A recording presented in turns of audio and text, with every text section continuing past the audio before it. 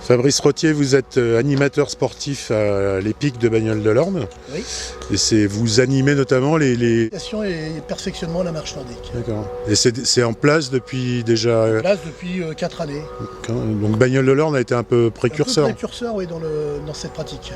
Et donc c'est proposé aux gens qui n'ont jamais pratiqué. Tout à fait. Et après en perfectionnement à des gens qui ont déjà pratiqué, qui veulent, on individualise un petit peu leur pratique, leur technique. D'accord. Donc l'initiation, c'est pour apprendre les bons gestes. Tout à fait. Globalement, avoir les fondamentaux et surtout avoir l'esprit, comme je le dis toujours, marcher avec ses bras.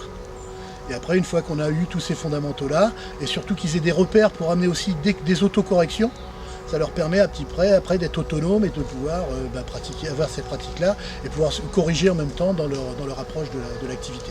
D'accord. Oui, parce que les bras sont importants. C'est voilà, le principe par rapport à la randonnée, c'est le principe de la marche nordique. Voilà, c'est exactement. C'est qu'on fait marcher 80% de la chaîne musculaire et surtout, on travaille aussi avec nos bras. Et que si on place bien ses bras, on a vraiment beaucoup d'avantages à avoir dans cette activité. Notamment tout ce qui va être, on va alléger le poids de son corps de 50%. Et notamment tous les impacts dus au talon sont répercutés maintenant que sur nos bras. Des coups de poing, ça va être des coups de poing au sol, on est d'accord? Dès que je vais donner des coups de poing devant, ça veut dire que mon bâton il est vertical et que mes phalanges sont... Donc c'est une activité financièrement qui est très accessible? Ah complètement, ouais, une paire de bâtons, il faut compter 50 €. Bon, après, des baskets, vraiment une tenue de sportif qui est le plus primaire et vraiment très peu onéreux. Donc c'est vraiment une pratique qui peut se faire aussi bien en forêt qu'en milieu urbain.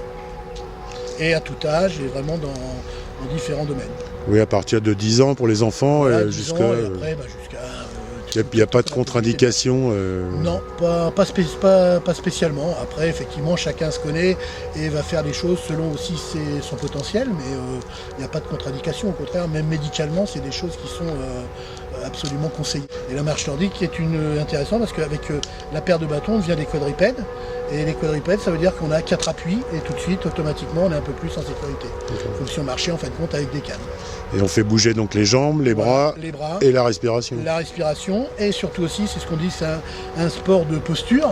Donc on fait marcher tout ce qui est en fin de compte muscles profonds, les muscles squelettiques. Et cela dépense beaucoup de calories, ce qui permet de travailler aussi le gainage. Et ça, c'est ce qui est important. Vraiment, c'est une pratique très intéressante de ce côté-là.